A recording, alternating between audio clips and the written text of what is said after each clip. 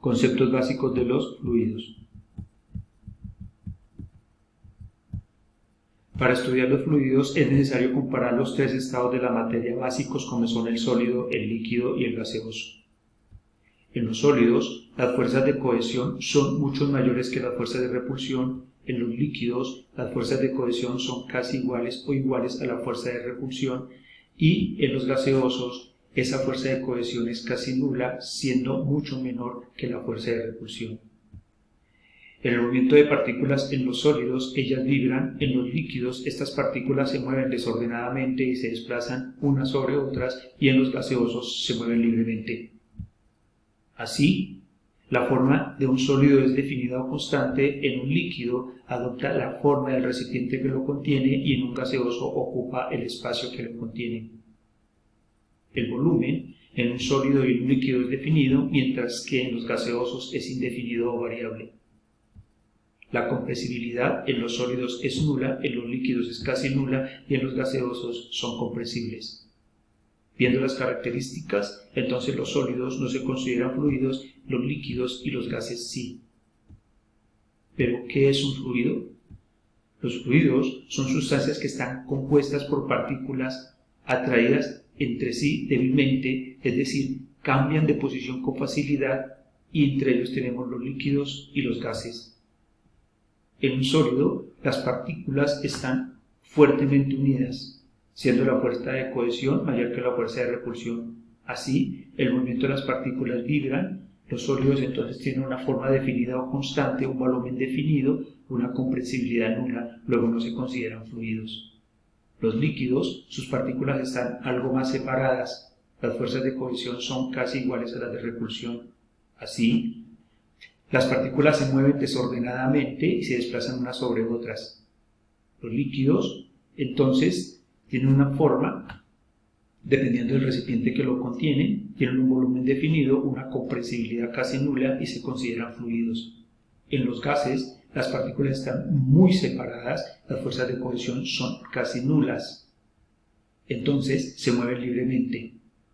Los gases ocupan el espacio que lo contienen. El volumen es indefinido o variable, son comprensibles y se consideran fluidos. Propiedades físicas de los fluidos. El volumen es el espacio que ocupa la materia. En este caso tenemos 100 mililitros de agua, entonces las unidades de volumen son en mililitros o en centímetros cúbicos o en metros cúbicos. La viscosidad es la resistencia que poseen algunos líquidos a fluir o a deformarse. En este caso, comparamos la viscosidad del agua con la miel. Vemos que la miel es mucho más viscoso precisamente porque es resistente a fluir o a deformarse. La capilaridad es una propiedad importantísima de los fluidos y se define como la propiedad en la cual la superficie libre de un líquido sube o baja por la superficie de un sólido. En la naturaleza tenemos las plantas. El xilema actúa como un capilar, donde lleva a la planta la savia bruta, como es el agua, para que se pueda realizar la fotosíntesis. Entre otras propiedades físicas de los fluidos tenemos la densidad, que es la cantidad de masa por unidad de volumen de una sustancia. Ejemplo, tenemos 1 mililitro de aceite y 1 mililitro de agua. Si determinamos la masa de este mililitro de aceite, sería 0.9 gramos. Luego la densidad del aceite es 9.9 gramos por este mililitro. Si determinamos la masa de este mililitro de agua, será 1 gramo. Luego la densidad del agua es 1 gramo por este mililitro. Si mezclamos las dos sustancias, entonces el aceite, por ser menos denso, se posa encima del agua. Otra propiedad física de los fluidos es la presión, y se define como la fuerza por unidad de área que los fluidos ejercen sobre un cuerpo que está dentro de él, o sobre el recipiente que lo contiene. En este caso, vamos a hablar de la presión hidrostática, que va a depender mucho de la densidad y de la gravedad. En el gráfico tenemos 3 recipientes cuyo fluido es el agua, pero esta agua tiene diferentes densidades. En la primera parte hay una solución salina diluida. La densidad del agua es mucho menor que la del huevo, pero igual va a ejercer una fuerza por unidad de área sobre este objeto que es el huevo, sobre esta sustancia que es el huevo. En una solución salina concentrada, la densidad tanto del huevo como del agua son iguales, por eso es que el huevo flota, pero igual el fluido está ejerciendo una fuerza sobre el objeto. Y finalmente tenemos una solución salina saturada que hace que el agua sea más densa.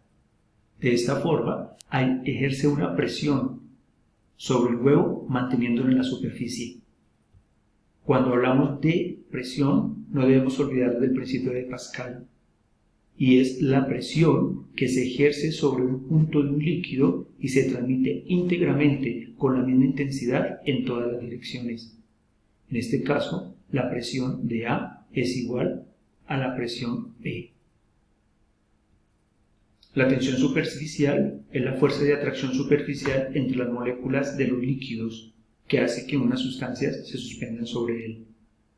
En este caso, la fuerza de atracción superficial de las moléculas del agua hace que se suspenda una aguja de acero y no se hunde. En la naturaleza vemos ejemplos claros en algunos insectos que se posan sobre el agua sin hundirse. Bueno, esperemos que hayamos aprendido algo de los fluidos. Nos vemos en otra oportunidad.